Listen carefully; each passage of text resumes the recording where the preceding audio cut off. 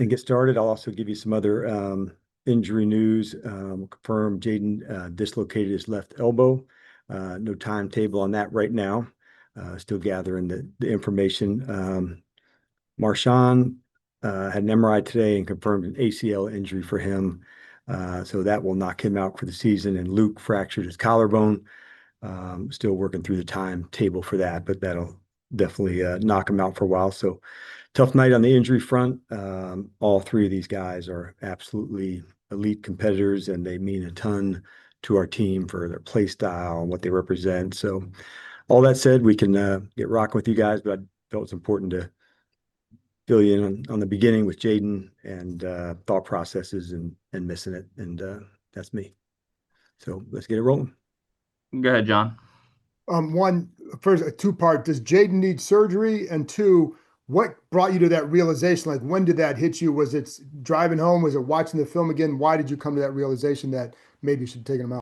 Yeah, the hindsight part is the hardest one. That's what I think about all night and nonstop. When you have chances and you look back to say, man, like, how do you do this differently, so this doesn't happen. And, 12 and a half, minutes, I thought, okay, this is the, last drive for them and what we'll do. And so just missed it, John. Honestly, there's no other reason behind that, and just mad, upset, all those things. And then as far as timetables for Jaden, they're still gathering the last little bit of information and should have maybe a further update as the week continues with him. And then two, the defensive struggles have continued for a while. You said you'll look at everything. Are you at the point now where you're considering any changes with your defensive staff at all? No. Why or why not? I was yeah, honestly, yeah, the three TDs that just burned me up. On the second TD was like a 3rd and 8. We doubled Smith and Jigba. We got beaten man to man by a different player. The third TD was the first play after a fumble on a kickoff return. I believe it was right around 25, 26-yard line. It was man to man on a seam route, so those weren't confusing calls. And the toughest of all was a cover 3, the 4th TD. The quarterback got caught up on a run fake. Ball over top. We also missed a tackle on that play. So the executing, man, John, it's players, it's coaches, it's all of us, man. And we're capable of playing these calls and playing them better. And I'm certain of it. My belief in the players is high and the staff is high. We got to get this job done, man. It was extremely frustrating. And, we're going to look at everything, man, to make sure, like, whatever we need to do to play our best, we're going to find a way to do that. Nikki? Hi, Dan. As regards to the pass rush, I know that was a struggle, especially last night. Yes. Given all the injuries, I know you guys don't want to use that as an excuse, but it's to the point now of, how do you fix that with the people you have? Do you expect changes in personnel with the deadline coming up? Adam and I would stay in, constant communication regarding, changes and that type of thing as it goes to the roster. We'll also have, some IR spots, that are going to be, they're moving ahead just based on the roster, what happened last night. And we're going to dig in hard technique, just kind of find the edges, Nikki, and like those are the margins to try to get better at, whether it's a defensive end rushing better, a defensive tackle, the blitz package to do it, because it and I know it. You have to be able to disrupt the QB. You just have to. And it's not only one way to do it, but we're going to find those margins to improve upon it for sure. Mm-hmm. And then with Jaden, I know you're still gathering information, but do you leave open the possibility that he could return the season? And did he suffer any fractures at all with the dislocation? Nope, just the dislocation. So that was a good space. And like I said, I'll have a little bit more once they do like all the final, checkups and opinions and that type. But by Wednesday, Thursday, I'm sure I'll be able to update that a little bit further once, other opinions and those things are there. But it'll knock them out for a while for sure. Tom? Dan, I hate to ask a hypothetical question, but depending on the team's record, even if Jaden is healthy enough to return later in the season, can you foresee any situation where the team would hold him out, even if he's healthy enough to play? Yeah. I hate that you went hypothetical too. You didn't have to. I haven't even gone there, Tom, honestly, dude. Yeah, that's a way down the line space to get into. Kind of really worried about this weekend to go. So we haven't discussed any of that. We haven't had any topics on that at all. More short-term question. Can you provide any update on Terry, and does the bye week coming up and the Madrid trip, does that kind of change how you're going to proceed with him at all? Yeah. We haven't gotten all the medical stuff, obviously, just with everything last night, but I don't foresee, him making it in for this weekend. And that definitely has an effect on it, Tom, of when that return to play could be. And, knowing that it's game by, that definitely has an effect. But we don't have a timetable that I can give you today about where it's at. But I would say it'd be unlikely, heading into where we're at. But I think I can give you more update on him in 2 or 3 days. David Aldridge. Dan, just housekeeping on the quarterback. I assume Josh is up and now Sam's the third. There won't be any. Will there be anybody else brought in at this point? No, Dave, not at this point. No. The injuries that you have across both lines of scrimmage and now on teams, I mean, does that fundamentally limit you in some of the things that you can do now going forward? It does. And you've heard me probably say that before. There's, a lot of ways that you have to go try to win the game. And so you may have to maneuver that differently. That's accurate, based on how to, feature the best way to go about winning. And it may not look the same exactly every week, but I do think there's a way. Hey, you got 6 days. This is where we're at, and this is our best way to go attack it and go win. And we'll need to do that for sure. JP. Hey, Dan, I know you said no changes coming on the defensive staff, but what about moving guys around, maybe bringing Joe Witt down to the field? Any of that under consideration? Yeah, you might have some insider scoop going on there, JP. We are going to do that. And so Joe will move down from the press box onto the field this week. And we're going to dig in hard on changes we can make, to make an impact and make a difference. And that's one that we will do. What are the possible advantages? How does that help? The advantages, Joe's, obviously an excellent communicator and teacher. And so when a play comes in and you need to go get it corrected right away, you can, get right to it. And when the advantage of seeing the game from the highest point, JP, especially on the defensive side, it gives you, a specific vision of a route and things to go, and you can be ahead of it. That's the advantage of it. And so for him being down on the field, we just felt like it's a change that needs to be made, and, get into that space. And, may not be forever, but that's what we need at the moment. Thank you. You're welcome. Scott.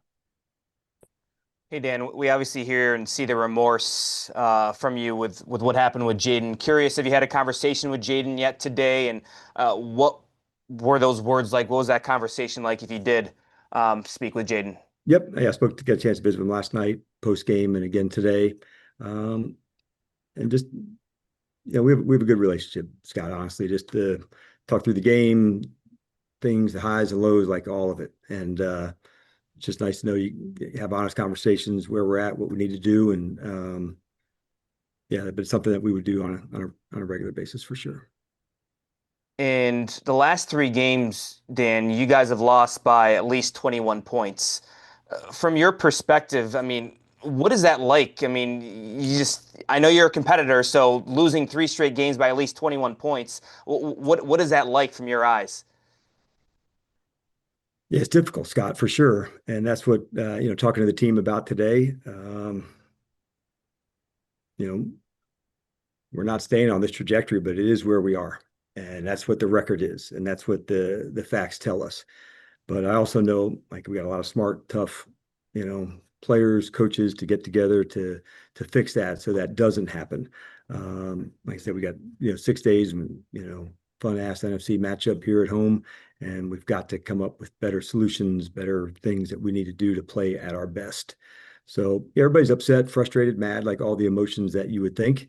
And how do we channel that, to play better and to find things? Because what we're currently doing isn't hitting the marks. And so we don't want to stay doing that. So here's the adjustments and the changes that we'll make, whether that's personnel, moving around coaches, like honestly, we're like ready to dig in and find any answer that can take us to that spot.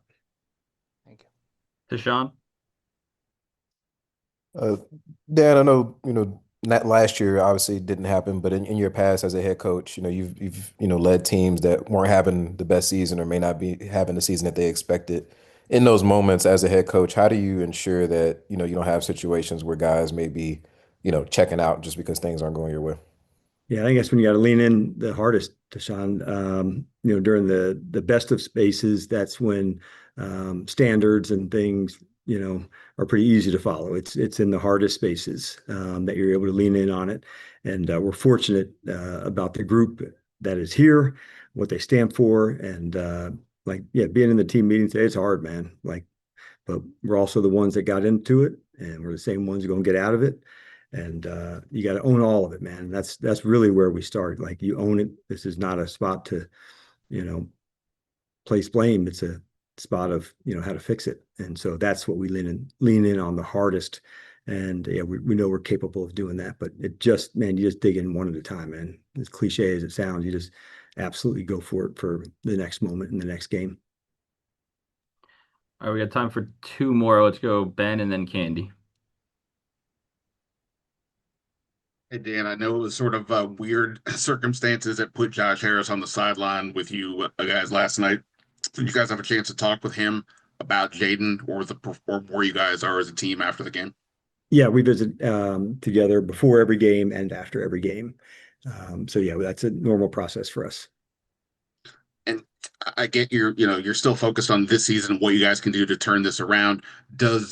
Based on where you guys are, though, does it give you any thought of leaning more into youth when there's a decision to be made about who's playing or who's not?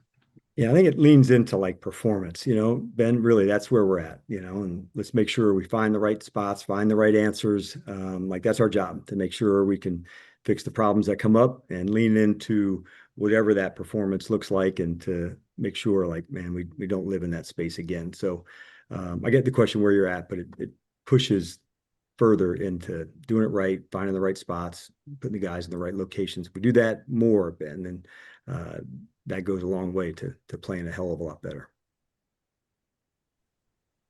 Hey, Coach. I kind of have a two-part question. I'm going to try to put it in one. Okay. Last season we consistently heard anybody, anywhere, anytime. We consistently heard the ball is life, all of the mottos, all of the things that really then would show up on game day. And then you kind of move forward to this season. I distinctly remember that preseason game against New England, and you were pissed.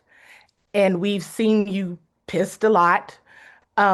So what do you think is I guess if it was one thing, you would nail that, as you've shared with us before. But are those sayings and those mottos, while it may feel small, are they still being shared and kind of just a part of you all's identity all throughout the building, all throughout meetings and all of that?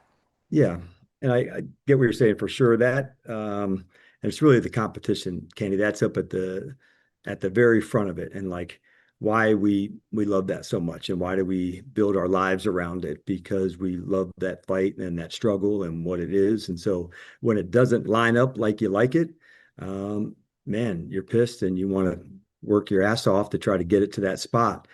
So yes, we still talk into those same spaces. The inconsistency that we've performed with would lead you to believe that we haven't, but that is really more philosophical, to make sure these are some really important tenets of our program, the competition part, on the ball. And so those are things that, yeah, we absolutely hit in weekly, daily, all of it. But the competition piece, that's always front and center, and why it's so damn important to us to have that. And like I said, build our lives around this competition, and why we need it, and the fight and the struggle, and why we love that so much. So when we miss it, we acknowledge it, and it sucks, and that's where you are, and you fight your ass off to get out of it. Thank you. All right. Thanks, Coach. Can I real quick of the injuries? Will Harris, are you expecting him to return soon? Yeah, we don't have a timeline, but he's definitely doing well. and we expect if he keeps making progress that we'll see where it goes. It's not this week, but he's definitely hitting all the right markers, Nikki. So we'll see where it takes him, but he's off to a hell of a start with the rehab for sure. Great. Thanks. All right. See you guys. Thank you. Thank you.